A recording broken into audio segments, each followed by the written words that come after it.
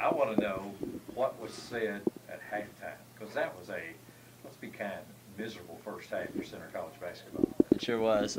So Coach Mason came in the locker room and basically told us that we weren't playing with any heart or with any passion, and he told us to lay our hearts out on the floor for one another, and that's what we did in the second half.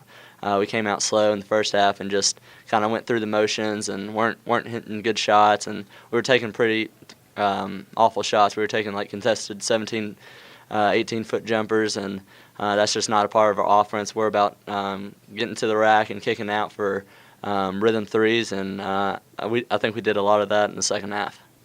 Greg, what is that basically what you said, or do you have a little different take on it? Yeah, it appealed to their heart, appealed to their pride. We didn't play with any energy. The guys like one another, and I said if anybody from the outside had looked at our team, they would have said, these guys don't enjoy playing with one another. And so we appealed to their pride. And at some point in time, I just said, Tucker, Sine, go nuts and start hitting a bunch of threes.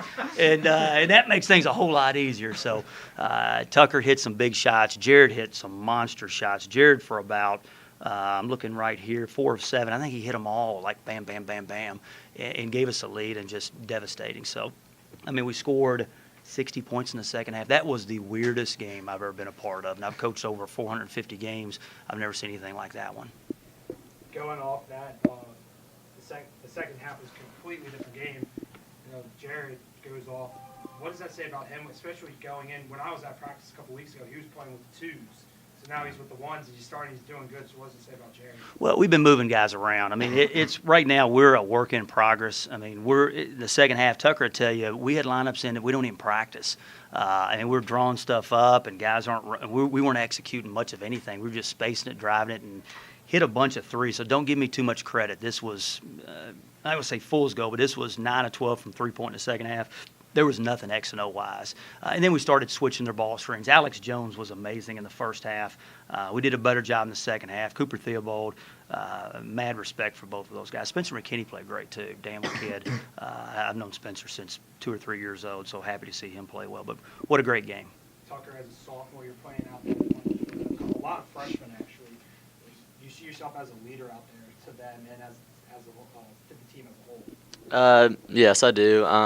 As a sophomore, I played a lot as a freshman, so I just have a little bit more experience as from the freshmen, and just try to help them out as much as I can, and help them see things that I see out on the court, and it's all about a team and coming together, and that's what we did.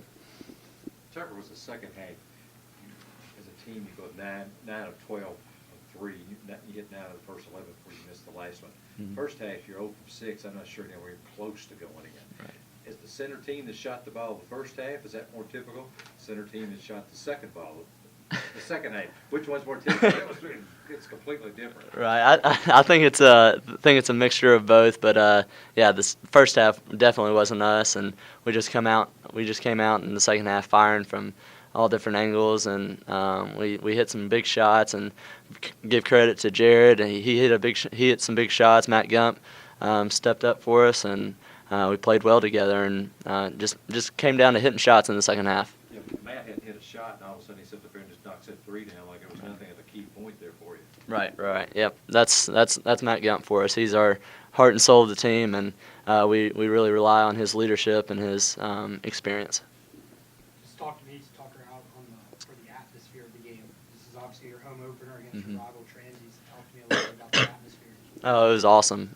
We had a good student base come out, and last year we played at Transy, and it was a great game, and it was really cool to play out on our home court, and so far we're undefeated on our home court. So that's one of our goals this season, just to protect home court, and that's what we did tonight. And the atmosphere was just second to none. It was amazing. That's a game I'll never forget. Greg, you lost the first one, 74-70. You lost a 2 or 3 point game tonight. Even though you say you never get excited and never get worked up, you get a pretty good job of pretending over there on the sideline, man. But if you'd lost the close one again tonight to go 0-2, what would that have done to you and your team today? Well, I don't think it would have bothered us, obviously. I mean, anytime you're up, we were up 9 with maybe 2 minutes to go, and all of a sudden, Yeah, we were down 15 in the first half. Yeah, and it may have been more than that. But yeah, we were up 9 with 2.5 to go, and I kid you not, in my cell phone, I always make notes, hey, cover this, cover that, and I wanted on Saturday to work on playing with a lead. Because we've got, and now Tucker knows it, but Perry has no idea, Bailey has no idea, Art has no idea. Our freshmen have, they just don't know. And that's the first time we've played with a lead. I mean, we've had so much to teach that we just haven't gotten to that point. So maybe this one right here will give us a little bit of confidence. But as you can tell, there's a lot to teach with this group. It's so young. It's the youngest team I've ever coached. So make it, long story short, we got to work on it. Where did you get that youngest team I've ever coached, Lance? You like that? I text one of our former players who's on Cal staff, and I said, we were talking to something. I said, this is the youngest team I'll ever coach. And his response was, I don't want to hear it. So, but it's, they're just, I mean, it's amazing out there. We're trying to get guys to come over and just communicate, and it's just some basic things that we've got to teach. But tonight, I told him before, I stole a line from Dabo Swinney.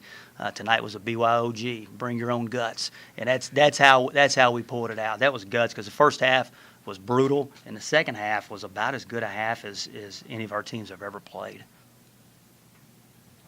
Perfect. Thank you, guys.